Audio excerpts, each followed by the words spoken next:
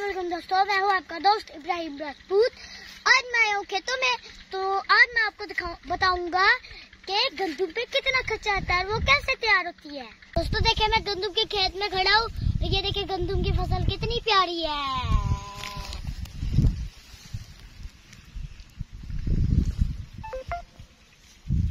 पहले जब डीजल और खादें सस्ती थी तो फसलों पे कम खर्चा आता था और गंदम की फसल 15 से 20 हजार में तैयार हो जाया करती थी।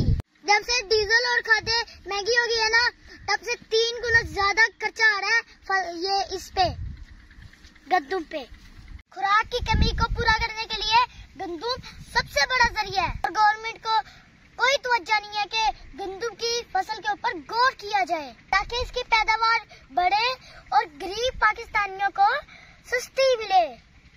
जैसे डीजल और खाद के रेट बढ़े हैं, वैसे ही गंदम के रेट भी बढ़ चुके हैं कि गंदम की फसल पे बहुत ज्यादा खर्चा आ रहा है। एक सी का ट्रैक्टर वाला 1500 रुपया लेता है और फसलों पे 4 बार सी चलाना पड़ता है। और दूसरी बात, डीएपी खाद 12 से 13 हजार रुपए की हो चुकी है और डीजल 300 रुपए के करीब पहुंच चुका है और यूरिया खाद भी 4000 के करीब पहुंच चुकी है, जिसकी वजह से फसलों पे बहुत ज्यादा खर्चा आ रहा है। जमीनों के ठेके 70-80 हजार से लेके 1 लाख तक पहुंच चुके हैं, जिसकी वजह से किसान बहुत परेशान है। मेरे हुक्मरानों से यही गुजारिश है कि वो अपने लड़ाइयाँ छोड़े और मुल्क पे ध्यान दे ताकि गरीब आदमी को सुख का सांस आ सके।